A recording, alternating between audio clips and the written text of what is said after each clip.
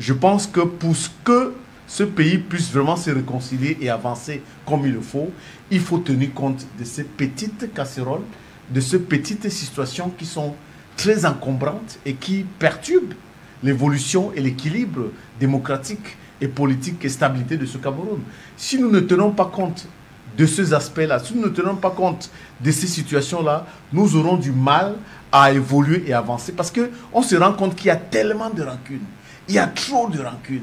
Et cette haine qui existe entre les Camerounais, surtout au niveau politique, empêche cette sérénité dont nous avons besoin pour que le pays puisse se décoller.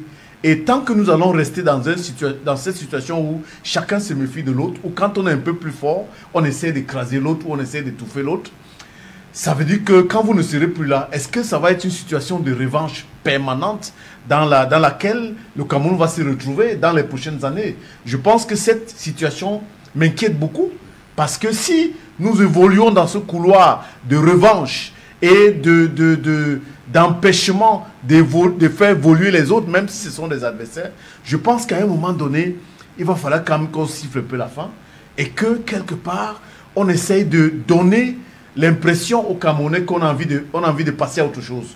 On a envie d'aller dans un camp un peu plus sérieux où chacun peut se retrouver, parce que la réalité, c'est qu'il va falloir qu'on doit faire des efforts pour que cette personne quitte la prison, parce que la plupart d'entre eux, c'est difficile de donner une bonne raison pour lesquelles ils se sont retrouvés là-bas. Merci. Des personnes arrêtées le 22 septembre 2020, Serge Pelé-Onana, mais d'autres aussi arrêtées la veille, c'est-à-dire le 21 septembre 2020, qui manifestaient ou qui avaient l'intention de manifester contre les résultats du scrutin d'octobre 2018, mais aussi contester, revendiquer plus de transparence dans la gestion des fonds publics en rapport avec les malversations réputées autour de l'organisation de la CAN 2019, finalement retirées au Cameroun. Est-ce que le droit de manifester, qui est consacré par la Constitution, est toujours en vigueur au Cameroun? Bien sûr, le droit de manifester est en vigueur au Cameroun. Il faut rappeler, M. Brice Kamga, que le contexte dans lequel ces arrestations se sont faites nous donne quand même aujourd'hui une certaine appréhension de ce qu'il y avait des raisons valables que ces arrestations aient lieu, sans être de la justice, parce que nous ne représentons pas ici la justice, l'administration de la justice. Nous sommes un parti politique et nous observons nos adversaires. Et vous vous souvenez, M. Brice Kamga, que la contestation du scrutin est l'argument principal qui avait été évoqué par le professeur Maurice Kamto et ses militants, parce qu'on brandit très souvent trois arguments. On dit qu'il était question de lutter contre, en tout cas exiger la transparence dans la gouvernance, demander un dialogue public qui allait rassembler les Camerounais. Autour de la crise dans les régions du Nord-Ouest et du Sud-Ouest. Voilà, dans les régions du Nord-Ouest et du Sud-Ouest. Rendre compte des fonds, rendre compte des comptes. 2019 retirés au Cameroun. Exactement. Et du Covid-19. Mais quand vous regardez en profondeur, M. Kamga, vous vous rendez compte que c'était d'abord une contestation électorale. Puisque le professeur Maurice Kamto s'était autoproclamé à la surprise générale. Et ensuite, il avait été appelé, il avait reçu par ses partisans l'onction de président élu, entre guillemets, et il était question donc d'amener les Camerounais à contester le résultat de l'élection présidentielle de 2018, alors même que, justement, il y avait une opportunité en 2020, élection couplée municipale et législative, de conforter donc, ou alors de montrer donc aux Camerounais cette popularité-là. On voit bien que en 2020, en septembre 2020, ce n'était pas la voie qui a été choisie. Déjà en 2019, le professeur Maurice Kamto, toujours à la surprise générale, alors qu'on attendait donc que cette popularité qui était revendiquée se consolide au niveau des élections locales. Mais comme on était dans un marchandage politique, puisque l'élection locale allait montrer justement la déculottée et donc remettre en question cette popularité revendiquée à la présidentielle, on a plutôt choisi une autre voie, une autre direction qui justement ne pouvait pas être encouragée par les autorités, parce que l'objectif c'était de contester le président officiellement élu et légitime du Cameroun, M. Paul Biya, et l'argument c'était d'aller le déloger, si vous vous souvenez. Et je dois vous dire, M. Kamga, que les gens vous disent que non, est-ce qu'ils avaient des armes, est-ce qu'ils avaient ceci pour menacer. Avant leur capacité à arriver à l'objectif que vous venez de dénoncer, est-ce que le droit de contester est absous dans ce cas-ci? Mais je vous dis bien que la contestation n'était pas un problème. Ce qui était un problème, c'était de remettre en question une élection présidentielle et d'amener le peuple à renverser justement celui qui était élu, qui était choisi par le peuple camerounais. Et j'étais en train de vouloir vous démontrer que au-delà de la menace insurrectionnelle que les gens voient en avant, voient très souvent, il y avait aussi que cela a entraîné une psychose sociale. Moi, je me souviens, à cette époque, en tant que responsable dans l'administration, pour faire un détour de ce côté-là, mes collaborateurs me demandaient s'il fallait venir le 22 septembre, parce que c'était un jour ouvrable. Il y avait une psychose qui s'était emparée du pays. Les gens avaient peur, redoutaient même de sortir ce jour-là. Et il y avait aussi une autre psychose, une psychose économique, parce que, justement, c'était une menace à l'ordre gouvernant et à la stabilité sociopolitique. Donc, on ne peut pas prendre cela à la légère. Ce d'autant plus que, lorsque vous regardez la suite des événements, vous vous rendez bien compte qu'on est resté radical, on est resté sur la position selon laquelle on avait un président pseudo-élu, qui était le professeur Maurice Kamto, et qu'on avait en face, n'est-ce pas, un président illégitime, qu'on voulait donc par tous les moyens mettre en difficulté. Et on voit bien que c'est une insurrection, c'est une atteinte à l'insurrection. Personne ne voudrait voir des citoyens aussi valeureux que M. Fogué, M. Bibou Nissa. Ce sont des Camerounais dont le Cameroun a besoin, pas en tant que militant d'une famille politique, mais en tant que brillant esprit. Vous avez des intellectuels de haut vol comme ceux-là. Vous leur privez du droit d'être militant politique? Non, non, non. Mais nous disons que cette situation qui les amène où ils sont aujourd'hui, en prison, n'aide pas le Cameroun d'abord, parce que ce sont des valeureux citoyens qui auraient pu, aujourd'hui, peuvent contribuer au progrès de notre pays, mais ce n'est pas de la même manière que lorsqu'ils jouissent de leur liberté. Ils sont contraints sur le plan de la mobilité et ils ne peuvent pas se déployer physiquement. Et nous disons, M. Kamga, que nous qui sommes également nous sommes également un parti politique qui connaît des militants en prison, qui sont nombreux. J'entendais M. Moudiki dire tout à l'heure que les militants du MRC seraient victimes de raillerie. Mais si donc un militant, un citoyen comme M. Bibou Nissan, pour prendre son exemple, est victime de raillerie, combien plus un haut commis de l'État? Ils sont nombreux, nos camarades, qui se retrouvent là-bas, qui sont des anciens premiers ministres, qui sont des anciens secrétaires généraux de la présidence de la République. Est-ce que c'est la même chose? Est-ce qu'on pourrait imaginer? Non, s'il faut parler de raillerie, on reste sur le fait que c'est une atteinte à la dignité humaine. Et ça ne peut pas faire l'affaire, n'est-ce pas, du RDPC, que les gens soient dans cet état de choses. Mais il faut rappeler quand même qu'il ne s'agissait pas d'arrestation arbitraire. Ils ont été traduits devant les juridictions compétentes et des sanctions ont été rendues et elles ont été appliquées. David Moukoudi, sur ces arrestations, condamnations ensuite pour rébellion et insurrection, entre autres, où est-ce qu'on met le rôle des forces de maintien de l'ordre qui, dans la loi de 90, ont la mission, le rôle d'encadrer les manifestants? Oui, peut-être avant d'y arriver, je vais d'abord faire une précision à Serge pour qu'ils comprennent que non, le cas des militants ou des anciens membres du gouvernement du RDPC qui sont aujourd'hui en prison n'est pas comparable à celui au cas des militants du MRC qui sont en prison, parce que c'est pas pour les mêmes raisons. Du RDPC, vous voulez dire? Du MRC qui sont en prison, c'est pas pour les mêmes raisons. Ceux du RDPC et donc membres du gouvernement, ils sont, ben on le sait, parce qu'ils ont détourné la fortune publique. Ils ont, avec toute preuve à l'appui, ils ont détourné de l'argent public. Et si vous voulez qu'on aille plus loin pour montrer les conséquences du détournement des fonds publics, eh bien, dans d'autres pays, ça vaut même la pendaison. Parce que quand vous détournez les fonds publics, vous empêchez l'État de fonctionner. Vous empêchez l'État de construire les écoles. Donc, aux enfants d'être bien formés et éduqués. Vous empêchez l'État de construire les routes. Donc, d'empêcher les embouteillages que nous avons tous les jours et les accidents qui causent la mort des gens. Vous empêchez l'État de justement construire les hôpitaux et les équiper. Donc, le citoyen ne peut pas se soigner parce que l'argent dédié à la construction des centres hospitaliers, à l'équipement de ces centres a été détourné par une catégorie de personnes. C'est pour ça que ceux-là sont en prison, parce qu'effectivement, eux, ils ont attenté à la vie de l'État et également à la vie et à la dignité humaine. Contrairement aux militants du MSC qui, jusqu'ici, et Serge ne va pas me démentir, lors des audiences, des procès, aucun élément probable de preuve n'a été apporté de ce dont ils sont accusés. On les accuse d'insurrection.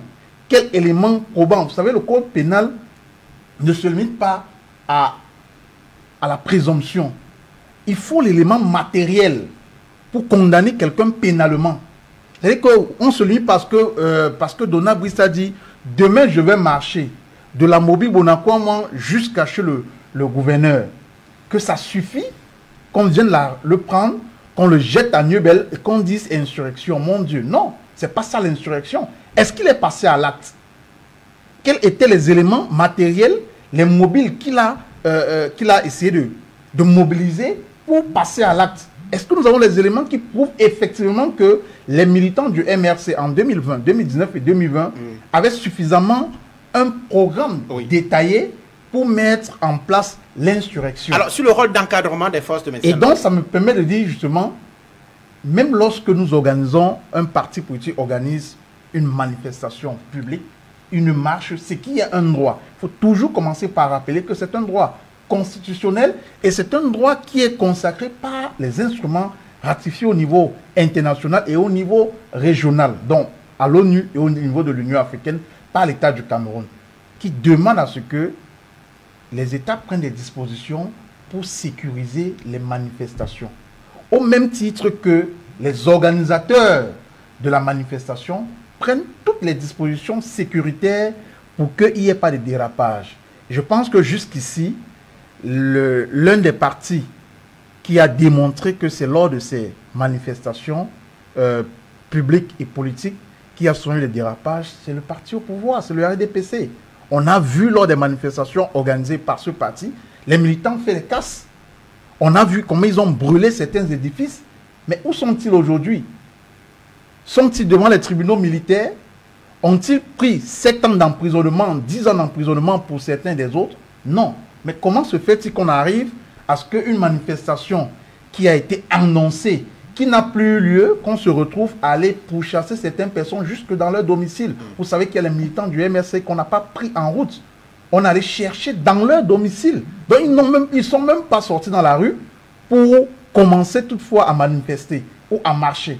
On allait les prendre. Donc c'est pour dire, à ce niveau-là, les militaires, les forces de l'ordre et de sécurité ont un rôle très important dans la sécurisation des manifestations et des réunions publiques, lorsque celles-ci arrivent à avoir lieu. Mais lorsqu'elles n'ont pas lieu, comme beaucoup d'autres, moi je vais vous prendre un cas. Nous, par exemple, à Monde Avenir, on a organisé les réunions publiques. Mais rassurez-vous, au lieu que les forces de sécurité et de maintien de l'ordre viennent pour se rassurer que nous avons pris toutes les dispositions pour la sécurité des lieux où notre réunion est en train de se dérouler, et qu'ils nous prennent même main forte, ils viennent plutôt pour interdire, pour le simple fait que nous sommes en train de venir éduquer les populations sur leurs droits, et dans le sujet que nous abordons là, demande à ce que nous ayons l'approbation du préfet ou du sous-préfet de Séan avant d'aller mener cette activité sur le terrain. D'accord. Près de 500 personnes arrêtées à l'époque dans diverses villes du Cameroun. Simon Mokete, 38 sont aujourd'hui encore en prison, condamnés. Et les avocats ont introduit un pourvoi en cassation devant la Cour suprême du Cameroun depuis 2022, mais sans suite d'après les avocats qui défendent ces personnes-là. Comment comprendre ces lenteurs? Vous savez, on peut constater, parce qu'il ne faut pas être de mauvaise foi, je pense qu'on constate qu'il y a quand même beaucoup de perturbations politiques autour de ces arrestations. Parce que ça fait, pour certains, pratiquement 5 ans, pour d'autres un peu moins, pour d'autres un peu plus, qu'on se retrouve dans cette situation où il n'y a pas d'éclaircie. On n'a pas l'impression qu'il y a une lisibilité en ce qui concerne la partie judiciaire de cette situation, qui est assez grave, qui perturbe et qui touche l'image du Cameroun et son fonctionnement démocratique. Je pense que le Cameroun est en train d'amorcer un virage qui est capital et moi je vais rester beaucoup plus sûr à ce qui concerne le futur. Je pense que ce mode de fonctionnement aura du mal à prospérer même après ces élections, que ce soit le président Paul Biya qui gagne les élections ou c'est un opposant. Je pense que cette façon de fonctionner, nous devons vraiment la quitter, essayer vraiment d'être plus légitime dans le fonctionnement et dans l'opérationnalisation de la mise en place de procédures étatiques en ce qui concerne certains fonctionnements. Parce que c'est difficile d'avoir des personnes qui sont en prison alors qu'ils ne sont pas... On n'a vraiment pas de raisons valables pour lesquelles ils y sont. Donc je pense que c'est un peu embêtant. Je pense que même si on a envie de prôner l'équilibre de l'État, même si on a envie de prôner la paix, on est obligé de regarder dans le rétroviseur et de se dire que ce n'est pas possible que nous continuions à fonctionner de cette façon-là avec des méthodes pareilles. Ça n'aide pas le Cameroun, mais franchement, ça salit l'image du Cameroun et nous avons des efforts à faire. Il faut le faire tout de suite. Et vraiment, je pense que ce qui sera primordial, c'est aujourd'hui, c'est qu'après le 12 octobre, il faudra que toutes ces personnes soient dehors. Je voudrais qu'on retienne de moi l'image de celui qui a apporté la démocratie et la prospérité au Cameroun, disait Paul Biya. Dans les années 90, au début des années 90 précisément, Serge Pélé-Onana, est-ce que 34 ans après, cet engagement est tenu pour ce qui est de la démocratie? Bon, on ne peut pas dire qu'on est arrivé au but, mais on avance considérablement. Souvenez-vous qu'à une certaine époque, il fallait entrer dans le maquis pour exprimer ses opinions. Mais le président Paul Biya, quand il arrive aux affaires, il dit « Nul n'est plus besoin d'entrer dans le maquis pour exprimer ses opinions ». Donc, nous avons des membres du gouvernement, anciens membres, ex-membres du gouvernement, M. Issa Chirouma Bakari, pour les citer, et M. Beleboa Magari, qui ont démissionné. Ils ont exprimé librement leurs pensées et leurs choix. Ils se sont lancés dans la course présidentielle. Personne n'a été inquiété. Pour ceux qui ont vécu à l'époque de l'ancien régime, celui, n'est-ce pas, du parti unique, peuvent vous dire ce que représentait la contestation et comment elle était traitée. Mais aujourd'hui, vous pouvez vous exprimer, vous pouvez défendre un point de vue sans que vous ne soyez inquiété. Donc on a fait beaucoup d'efforts, que ce soit dans la liberté de penser, que ce soit dans la liberté de s'exprimer. Vous regardez le paysage audiovisuel au Cameroun aujourd'hui, c'est l'un des plus pluriels d'Afrique, je vous assure, où on s'exprime librement, n'est-ce pas, sans limite, sans, n'est-ce pas, conditions. Donc, on peut dire qu'il y a eu des progrès. Évidemment, il peut y avoir des brebis galeuses, ça et là, parce que nous, au RDPC, on n'est pas souvent d'accord avec certaines mesures qui sont parfois prises par certaines autorités administratives, visant, n'est-ce pas, à museler ou alors à interdire de façon abusive certaines manifestations politiques. Ce n'est pas l'idéologie du Rassemblement démocratique du peuple camerounais. L'opposition note Nous que sommes les un parti interdictions de liberté. L'opposition note que les interdictions sont devenues la règle et les autorisations l'exception. Ce n'est jamais la position du Rassemblement démocratique du peuple camerounais quand ce serait le cas. Quand ce serait le cas, mais on observe bien qu'il y a une grande avancée. Nous avons vu un candidat à l'élection présidentielle présenter son ouvrage, n'est-ce pas, à plusieurs reprises, les deux ouvrages qu'il a publiés, organiser un meeting à Kribi avant le début de la campagne électorale. On n'a pas connaissance qu'il ait été inquiété. Et dans les cas où c'est fait, nous disons que ce sont des cas isolés. On voit bien qu'il y a une volonté de laisser les Camerounais s'exprimer. Et ce sera le cas lors de la prochaine élection présidentielle, le 12 octobre prochain. Nous voulons au RDPC, en tout cas, en ce qui nous concerne, une élection inclusive, une élection transparente, une élection, bien entendu, nette, qui n'appelle à aucune contestation, à la fois nationale et internationale, parce que nous sommes convaincus que les signaux sont au vert, tels que c'est parti, pour qu'on assiste à une élection, n'est-ce pas, sans contestation quelconque, parce que les conditions préalables nous semblent satisfaisantes. Maintenant, nous voulons chuter M. Kamga en disant que n'oubliez pas quand même que sous la magnanimité du président Paul Biya, M. Maurice Kamto, professeur Maurice Kamto, avait été libéré, avait été gracié de façon totalement... Non, c'est pas la grâce. La grâce intervient quand il y a une condamnation définitive. Bon, il a été libéré. C'était l'arrêt des poursuites. L'arrêt des poursuites, voilà, on n'est pas très loin de là. À travers, justement, une volonté d'apaisement. D'apaisement, n'est-ce pas? Parce qu'il aurait pu y rester. Alors nous parlons, il aurait pu y rester en prison.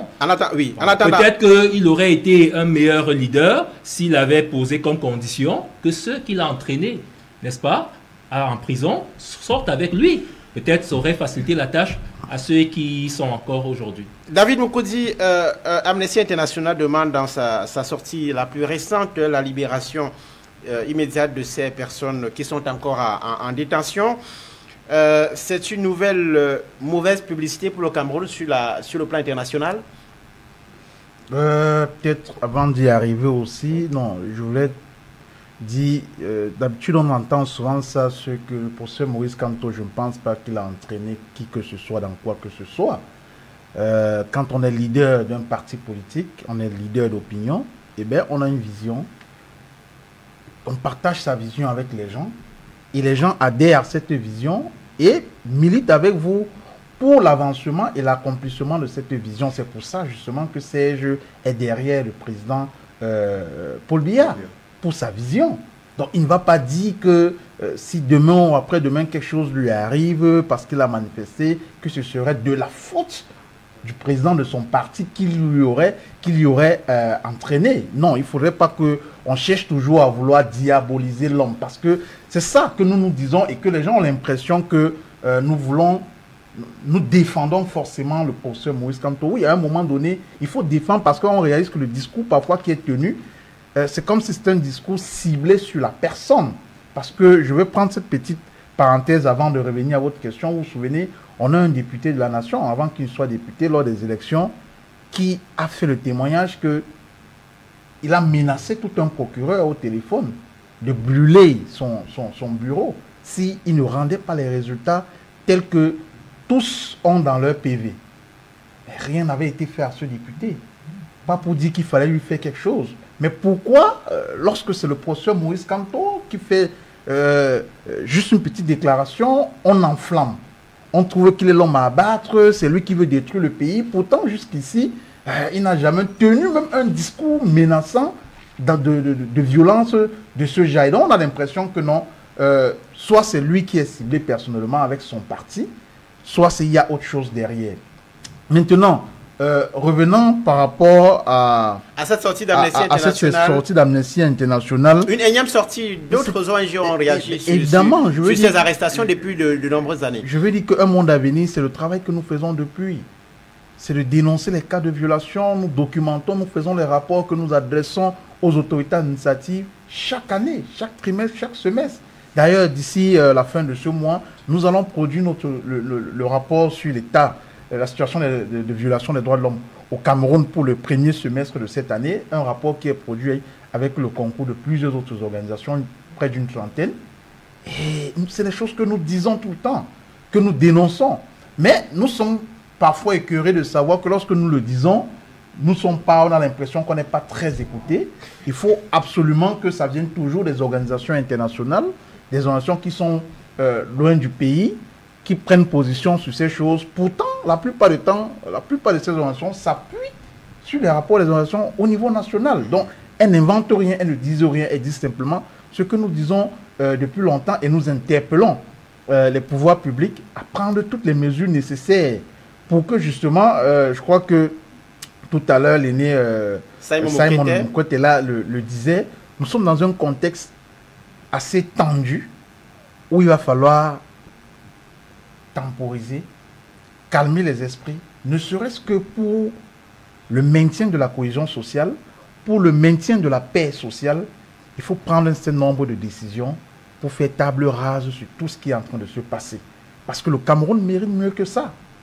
Nous parlons des partis politiques, mais nous oublions les journalistes qui également, parce qu'ils ont utilisé leur liberté d'expression, certains sont en prison, d'autres sont tués. J'ai envie de poser la question à mon cher et estimé Serge, où sont Ouazizi et Martinez Zogo? Qu'est-ce qu'ils ont fait pour se retrouver là où ils sont? Si tel est vrai que la liberté d'expression est respectée dans notre pays, mais voilà, pour ne que prendre ces deux cas de journalistes qui ont utilisé leur micro, et parce qu'ils ont utilisé leur micro, on sait là où ils se retrouvent aujourd'hui. Ils n'ont plus la possibilité d'utiliser ce micro pour informer et former l'opinion publique, pour exercer leur métier comme vous et moi exerçons notre métier au quotidien. C'est des choses sur lesquelles nous devons revenir. On doit s'asseoir autour de la table pour dire, regardons-nous les yeux dans les yeux, est-ce que c'est véritablement ce que le Cameroun mérite?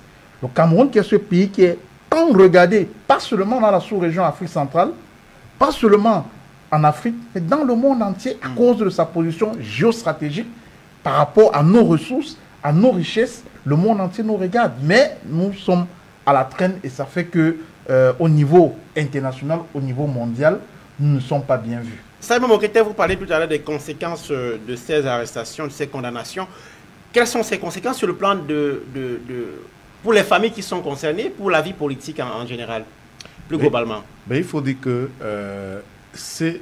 les conséquences, c'est d'abord la haine qui s'installe et la méfiance et cette manque de croyance et de confiance à l'État. Et je pense que pour le virage que nous sommes en train d'amorcer, il est important qu'un nettoyage se fasse. C'est très important. Nettoyage de quelle nature? Nettoyage, c'est-à-dire qu'il faut qu'on franchisse un cap.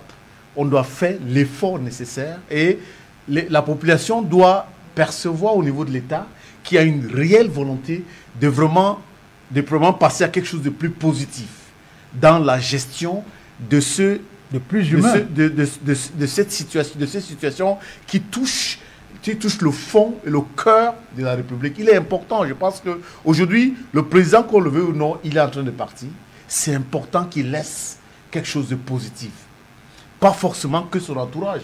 Lui-même en tant que président, je pense qu'il est important. C'est pour ça que je suis sûr et certain. Et j'espère qu'après le 12, il y aura des vraies décisions. Peu importe la personne qui va remporter cette élection, pour qu'on puisse passer à autre chose, de pouvoir donner un peu d'humain dans le fonctionnement et la gestion des affaires du Cameroun, parce que ça, il en manque énormément. On a l'impression qu'on est dans un no man's land où très peu de choses se font normalement. Et on a vraiment besoin de passer à un autre cap. Mais je pense qu'on est capable. Les Camerounais ne doivent pas tomber dans cette tentation de détester l'autre. Vraiment, il faut qu'on essaye de faire cet effort-là. Mais on a besoin que la main de l'État donne le là pour que tout le monde puisse suivre. Serge Pello Onana, est-ce qu'au RDPC, on entend cet appel à l'apaisement? Par quel bout est-ce qu'il faut le rendre opérationnel? Notre président national a toujours été un homme apaisé et humain. Voilà pourquoi notre idéologie politique, c'est le libéralisme communautaire.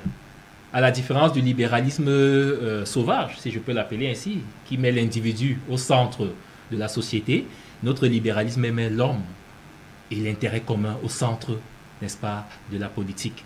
Maintenant, quand vous faites l'histoire, M. Brice Kamga, de notre politique depuis la première élection de 1992, vous vous rendez compte qu'on a eu des hommes politiques qui ont opté pour l'idéologie et jamais pour la rue.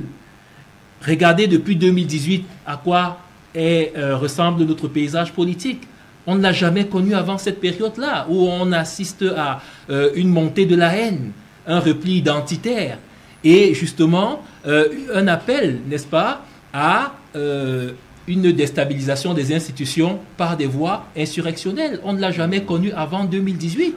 Avant que vous continuiez, quand vous précisez, vous rappelez que la rue dont vous parlez, c'est-à-dire le droit de manifester, est consacré par la Constitution dès son préambule. Oui, oui, selon en conformité avec les règles de la République. Et en fonction également de l'objectif visé. Mais aucun pays au monde, M. Kamga, n'acceptera que même nos États-Unis, le siège des libertés, la première puissance du monde en matière de droits de l'homme, on n'acceptera jamais où on ne va jamais concéder qu'une manifestation ait pour objectif d'aller déloger l'élu du peuple à la Maison Blanche. Parce que même rien que dans la pensée, dans l'intention, c'est dangereux pour la République. Mon ami Moudiki semble minimiser cette manifestation parce qu'il estime que... Voilà. Parce qu'il estime que... Mokodi, autant pour moi, merci. Il estime que non, il n'y a pas eu visiblement d'actes répréhensibles, etc. Rien que l'intention qui animait cette marche du 22 septembre était très dangereuse pour la République. Parce que, figurez-vous que l'objectif, c'était de déstabiliser le président de la République. Non, regardez... Ça c'est vous qui le dites. Non, c'était clair. Ce n'est pas ce qui était dit. C'était évident. Le MSA a déclaré ne perdez pas de vue qu'on était encore... les objectifs et les raisons de ces marches organisées. Permettez-moi de chuter. Ne perdez pas de vue, M. Kamga, qu'on était encore dans, justement, la psychose de ce qui s'est passé au Nozo. Parce qu'au Nozo, au départ, c'est des revendications corporatistes, hein. Ce n'est pas la guerre qu'on qui ont été mal gérées. Voilà. Mais aujourd'hui, 10 ans après aujourd'hui, il est difficile de contenir socialement et politiquement ces régions-là. Vous comprenez donc que ça peut partir de rien, ça peut partir d'une étincelle. Mais quand c'est mal géré. Non, parce qu'au Nozo, c'était mal géré. Des mesures n'ont pas été prises pour ces revendications corporatistes. Après, au-delà même des revendications, on est brimé, pour apaiser et pour ramener la sérénité. Après qu'on ait brimé ceux qui revendiquaient. Il y a une récupération, n'est-ce pas, tapis dans l'ombre de ces revendications légitimes-là vers le désordre et tout ce que nous vivons aujourd'hui. Donc, la marche du 22 septembre présentait les signes, n'est-ce pas, d'une déstabilisation évidente à ce qu'on a vu en Côte d'Ivoire. Ne perdez pas de vue qu'on était parti également d'une autoproclamation en violation, n'est-ce pas, de la décision du Conseil constitutionnel. Merci. Et qu'est-ce qu'on a connu par la suite en Côte d'Ivoire?